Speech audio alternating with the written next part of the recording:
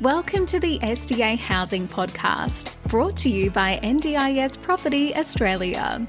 Before starting this episode, we need to provide a general disclaimer. Information contained in this podcast is general in nature only. It does not take into account the objectives, financial situation, or needs of any particular person. You need to consider your financial situation and needs before making any decisions based on the information in this podcast. And you should consider seeking independent and professional advice for your personal circumstances. All right, let's begin. Hello everybody, my name is Min and I'm your co-host with Debbie from NDIS Property Australia. And boys, it's fun leading up towards Christmas. This is one of the last few episodes we have for the year, and are we going to hit 200 by the end of the year, Debbie? We're at 185, 186 now, I think, episodes. Somewhere like that. Yeah, no, that's probably going to be January, I think, yeah. But anyway, today's episode is what? What's the title of the episode today, Debbie? Advice to an SDA provider. A SIL and SDA provider. A new SDA provider, yeah, sure. Debbie, you want to read and go from here? You go. Yeah, so we received an email over the weekend from Mohammed. He says, "Hi, I'm a registered with extensive experience in hospital and community nursing, and I've recently commenced my business as an as an NDIS provider. I've registered in the following registration groups: Assist Personal Activities, High Assist Life Stage, Transition Assist, Personal Activities Assist, Travel Transport, Community Nursing Care, Daily Tasks, Shared Living, Innovative Community Participation, Development Life Skills, Household Tasks, Participate in Community, SDA, Support Coordination, and Group Centre Activities. My plan was to establish my business in WA, but after listening to your podcast, the SDA Housing Podcast, I am considering moving to Sydney. I lived and worked there for 11 years. And find my way around the SDA housing market, especially around the western suburbs of Sydney. I need a suggestion about where to set up my base as an NDIS provider, with my main focus on SDA housing, New South Wales, South Australia, WA. And secondly, I'm very new to the business but have a vision to create something which sets us apart from all the other providers. Thirdly, I want to know if I should secure the participants first before contacting the builders, or should I contact the builders first before securing participants? I have confusion here. Please let me know if you can provide any information or connect me with any relevant person who can point me towards the right direction in the SDA market. All right. Confused? You're confused. I'm confused. So, Mohammed, are you a SIL provider or are you an SDA provider? Well, looks like he is got SDA registration. He has registration for a whole lot of different areas. I'm not sure if he's actually going to be operating as a SIL. I think he's looking at operating predominantly as an SDA provider. I don't know. I don't think so. You don't think so? Look at his background. He's a nurse. True. In hospital. That's true, yeah. He applied did say for that. an NDIS registration for covering SDA and SIL and support coordination. So I guess, firstly, Mohammed, you probably need to just work out exactly what it is you want to do. Do you want to concentrate on being the SDA provider, or are you more looking to work with participants here? Let's make some assumptions here. There's three paths here, and let's cover all those three paths, Debbie. First of all, Mohammed, they ain't much money being an SDA provider. Nah. You basically are a glorified property manager. Are you a property manager? Really? Do you want to maintain and look after houses? Do you really want to be a SDA provider / SIL provider going out there knocking on doors of SIL providers and saying, hey, I'm a SDA provider, give me your participants? And they say to you, hang on, bro, aren't you a SIL provider as well? And you say, yeah. Then they would say, well, why the hell would I give you my participants? You're just going to steal them off me, aren't you? In which case, you can't say, no, I'm not going to steal them. Because there's a conflict here, Mohammed. You are a SIL provider. I think what you are going to be 2/3 a SIL provider and 1/3 an SDA provider, meaning all your energy will be going to providing care, support provisions, and support coordination. Your background is hospital and community nursing. That's what you are. If you think having an SDA provider license and going up there and just knocking on doors of SIL providers is going to be easy, no, it ain't going to be that easy.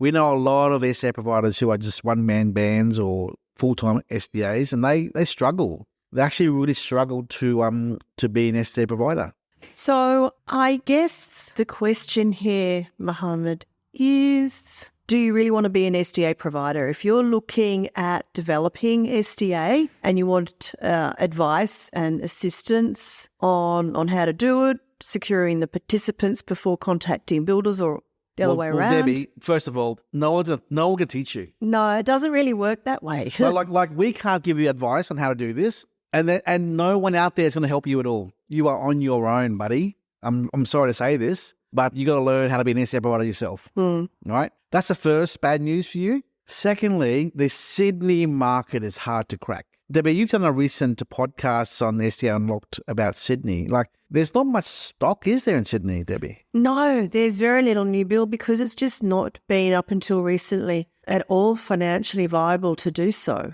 So, Mohammed, if there's minimal stock in Sydney, how are you going to be an SDA provider? How? It's too expensive for investors to come into Sydney to invest in there. And if that ain't happening, how are you going to get into it? If you are a one-man band, right, and I'll be honest, with no experience and no knowledge and no staff and no resources and no office and no participants, why on earth would anyone, builder or developer, give you access to their stock to manage their SDA provider, to be managing as an SDA provider their property stock? Like, what do you bring to the table? And if the answer is nothing, I'm sorry to say this, but you ain't got no hope in succeeding as a startup SDA provider in the Sydney market. Now, in saying that, if you didn't want to crack the Sydney market and want to stay in WA, now that could be different. But it still comes back to, who do you know in Perth, WA? Who are your connections? Do you know many participants? It's the average participant. So actually, SIL provider has 5. I know a lot of SIL providers who only have 5 participants. They can't crack number 6, number 7. They can't. The majority of SIL providers in Australia are at 5. And the reason for that is, Min? A lot of reasons. Lack of resources to grow, lack of ability. You end up running around in circles, just looking after your 4 or 5 participants. As a SIL provider / support worker, you are running your own business. There's working in your business, working on your business. It comes down to, who are you? Are you a one-man band, or are you 10 staff? Who's doing your marketing? Are people support coordinators? Here's our thing. If you are also a support coordinator, other support coordinators would not refer business to you. So there's an old saying in life, a jack of all trades and a master of none. And you say you're an SDA provider, you're a SIL provider, you're a support coordinator. Like, what are you? Be good at one thing and stick to it. Because if you're everything and have nothing to your business as a resource, then you won't achieve much. You got to hustle. You got to knock on doors. You got to do what it takes. But we are in the SDA space, Mohammed. We are, and we see a lot of bad, hopeless, and struggling SDA providers who shouldn't be in the game of SDA management. Right? The fact is, you have good experience and background being a nurse. That's great. But do you have the business nous to grow a business from 0 to 5, from 5 to 10, 10 to 50? Do you have the resources to grow and hire staff? So they are definitely important things to consider in running a business overall, and they're running an SDA business, and they're not running a SIL business. The money for you is being a care provider business, participating in communities, support coordination, and group activities, for sure. That's probably where you should specialise in. Hey, let's say I'm wrong. Let's say I'm wrong. Do you know many builders in Sydney? Do you know who they are? Do you know if they actually do SDA builds? We don't know many builders in Sydney. No. It's very hard to find builders in Sydney who do SDA. Now, if we can't find them, how do you find them? All right? I'm not saying this to be negative. I'm just being a realist here. You are a one-man band trying to go from Perth to Sydney and start up a new business and think, And the one thing I want our listeners to understand is, and this is not, our listeners are more investors, but I'm sure there are providers on this list who are listening on podcasts, and also builders and developers. Just because you have a provider license doesn't mean you'll be a good SDA provider. No. And remember that the provision of SDA is, as Min said at the beginning, you're a property manager first and foremost. So it's about managing the bricks and mortar physical dwelling. And it's totally different from care provision and SIL provision. So again, it comes down to, what you say you have a vision to create something that sets you apart from other providers, and that is amazing. And I hope you can make that vision a reality. But you really need to work out exactly what you want to do so that you know how to go about doing it. And also, Mohammed, I would like Debbie to explain to you the conflict of interest of wearing two hats of being a SIL provider and an SDA provider, because we've covered this topic many times over the last 2 years. And Debbie, I want you to talk again about this topic. Is it a good idea to be an SDA provider and a SIL provider at the same time, Debbie? Look, generally not. The NDIS frowns upon that. They really want to see the separation of those supports. Why? So if you are the SDA provider and you're also the care provider for the participants living in the home, if your carers that are going in and looking after them, if the participants don't like those carers, what are they going to do? How do they change? Do they have to move out of that home? Do they have to leave where they're living because they don't have the choice of changing their carers that they don't like? So, that's the main conflict. And I know there are certain circumstances where this can work. If you have the participant that you've been looking after for a long time and they desperately need a home and you can develop that for them, that's probably going to be okay. But at the end of the day, you really just got to be aware if there is going to be a conflict. And if you are going to be providing both SDA and SIL supports, make sure that you're doing it under two very separate entities within your business, that there is the definite separation of how the two business sides of the business operate. So my advice to you is, Mohammed, do not be both a SDA provider and a SIL provider. Choose one or the other. Choose one. Yeah, and since your background is in hospital and community nursing, that to me would make sense as you concentrate on that area rather than the SDA side of it. But more importantly, Mohammed, why do you want to do an SDA provider? What business? Why? So if you know there's conflict of interest potentially, and you know the NDIA is moved towards a separation of the two, why build a business which is not going to last for long when at some point you have to close down the SDA provider business, right? And just because you have an SDA provider license doesn't mean you should be out there running around trying to be an SDA provider, because you're seen as a competitor trying to steal other participants from other SIL providers. Do you know many SIL providers in Sydney? Do you know many support coordinators in Sydney? If the answer is no and no, then don't do it. And the question is, do you know many builders in Sydney? Do you know many developers in Sydney? If the answer is no and no, then don't do it. Okay? It's very, very hard trying to be a property manager SDA provider, And if I met you in person, face to face, I'd ask you, why are you doing this? Is it about the money, or is it about control? Control of the property, the bricks and mortar side of things, and also of the care. If that's the case, doesn't give the participants choice and control to choose what they want.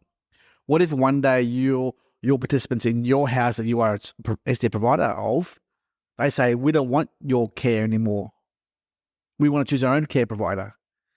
Are you going to say, yeah, sure, bring in your own care provider in my house? Or are you going to say no? So I think you're going to say no, because you want to control the bricks and mortar side and the supervision side and not give the participant the choice and control. And if that's the case, you're not doing the right thing under the code of conduct of the NDIA, which means there's a breach or a conflict of interest here. So I think you should not promote yourself as an SDA provider business, because all the big players in the game, and Debbie, I've spoken to many providers out there who know the big boys, the big boys, like the Arumas, the Life Without Barriers, and all those big providers out there who are SIL providers with 4,000, 5,000, 6,000 participants who also have an SDA provider license. They do not use that SDA provider license. They prefer to outsource it. Debbie, didn't we meet recently a business on the Gold Coast, a not-for-profit? We did. Well, what was that story about?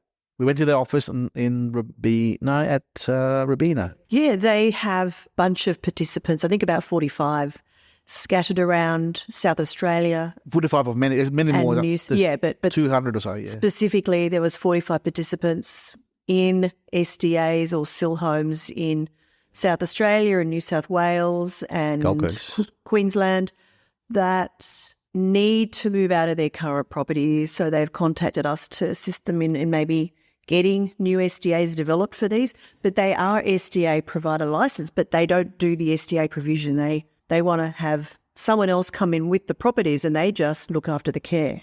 So they had a lot of participants in legacy housing and they own the property as well. But they just realised it just couldn't work being a property owner and an SDA provider and a SIL provider and a charity. And they're an old business with these participants for many, many years. So there are a lot of big businesses out there, Mohammed, who just realise it's too hard being both. I believe that when SDA started, because there weren't any SDA providers, the SIL providers were automatically given that registration, weren't they, Min? Yeah, they were, yeah. So that's why so many providers, SIL providers, have SDA registration but have never used it because it's just not in their skill set. And rightly so, because this is property management first and foremost. Yep. And Debbie, you had a recent podcast with SDA Consulting with Karina and Cole. And they said exactly the same thing, didn't they? Absolutely, that it is property management plus.